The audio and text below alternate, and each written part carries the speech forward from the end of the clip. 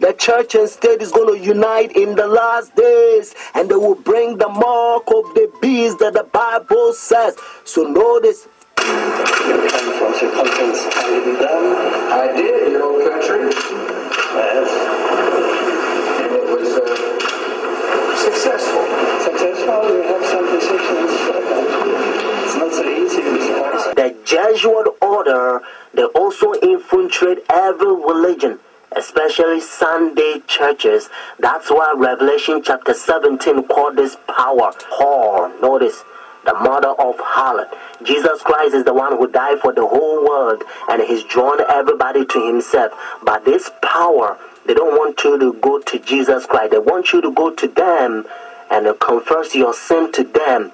So notice what Revelation chapter 18 says. And they also infiltrate the kings, presidents. So notice, and he cried mightily with a strong voice, saying, Babylon the great is fallen, and is fallen, and is become the habitation of devils, and the hole of every foul spirit, and the cage of every unclean and hateful bird.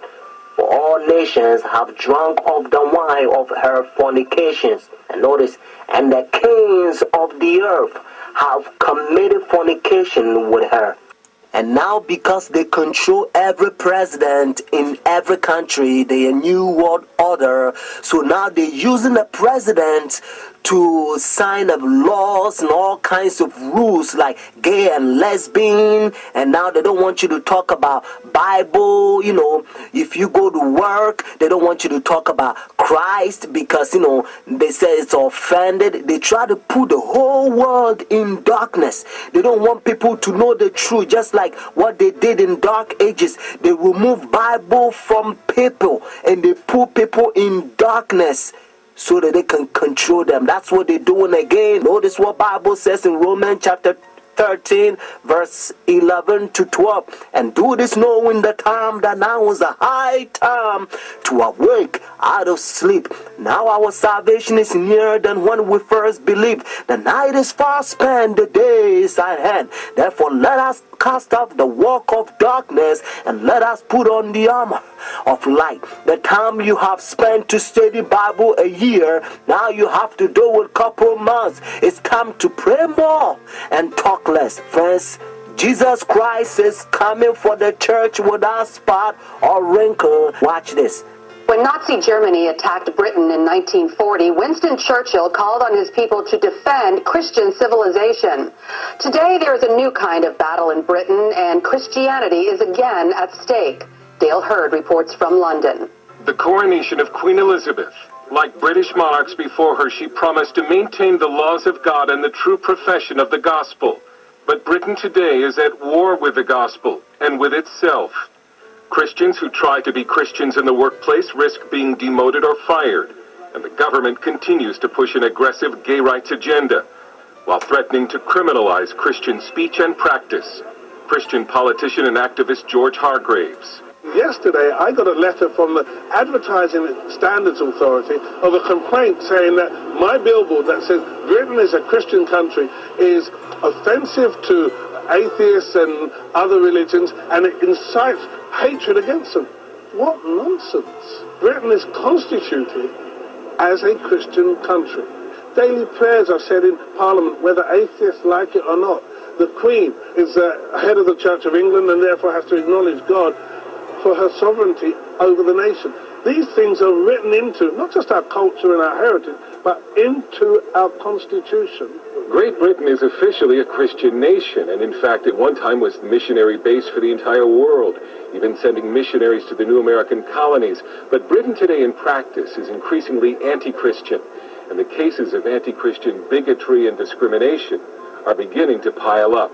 In response, Christian legal centers have mobilized. Lawyer Andrea Minicello Williams of Christian Concern for Our Nation warns that if British Christians don't step up now, Britain is on a path to criminalize the practice of Christianity in public.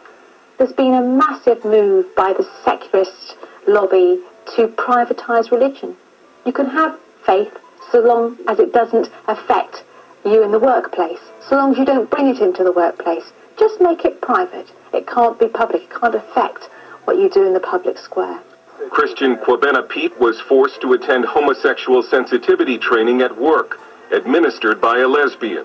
One of the things that she said was when she asked the question, what makes you all think that to be heterosexual is natural? At which point I walked out. He then wrote a letter to the sensitivity trainer explaining the Bible's position on homosexuality, and that God loved her and he loved her. He was suspended. They said that by me telling them about the Word of God, it's constituted harassment and intimidation. Kwabena was just recently reinstated. Cases like Kwabena's are repeated over and over in Britain. Doctors, nurses, adoptive parents, deemed unfit because of their Christian beliefs. Christians are told not to speak about God in the workplace, or they're punished for offending homosexuals or Muslims. Now the British government wants to pass a new equality bill that would force churches to hire practicing homosexuals or transsexuals. Christian lawyer Paul Diamond has been very successful in fighting Christian discrimination cases in the courts. In the United Kingdom, the homosexual agenda is militant, and they've been arresting Christians, jailing Christians for hate crimes, shutting off grants, constant litigation with the government, constant aggression. There's no live and let live. Your Christian values are wicked and evil, and that's what they want everybody to believe. That sounds like a BBC program which portrayed a violent Christian beheading a Muslim. Britain's government TV has also put a Muslim in charge of all of its religious programming. Islam continues to advance in the UK in large part because the government and media give it almost a protected status, while essentially persecuting its own state religion, Christianity. Many believe the architect of Britain's new anti-Christian culture was former Prime Minister Tony Blair, who championed gay rights. And during our interviews with Minicella Williams and Diamond, they both offered the same warning to American Christians, that any anti-life or hate crimes legislation under the Obama administration will erode America's Christian base. This is all coming to America. If you liberalise the laws, as President Obama has done. You know who Obama reminds every British person of? Tony Blair. Charming, persuasive, convincing, appearance of moderation, and then shoved all the Judeo-Christian values down, saying he was a Christian as he did it. So we know what's going to happen in America. We know what's going to happen to your 40% church attendance. It isn't 40%, it's going to be 20%.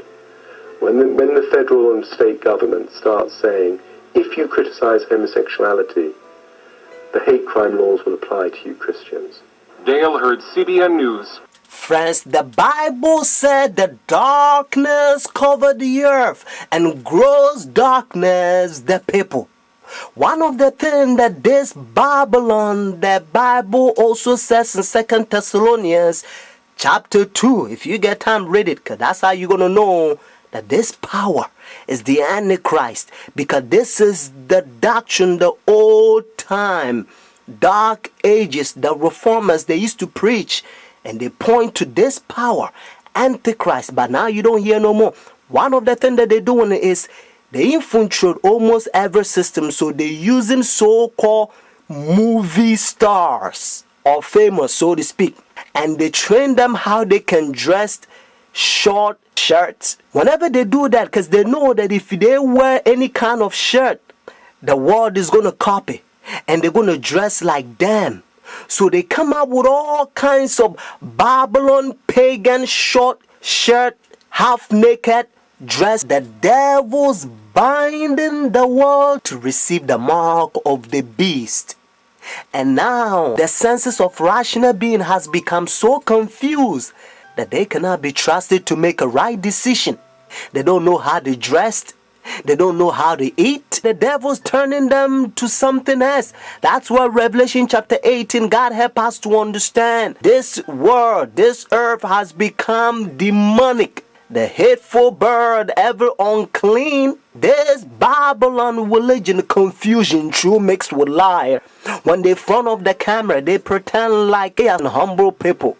Hypnosis, they hypnotizing the world. The Antichrist hiding in plain sight. The Bible called this system the mystery. It's a mystery for a lot of people. And according to Revelation chapter 13, The whole world will wonder after the beast. They're going to be like, we thought they are humble, smooth walking, good people.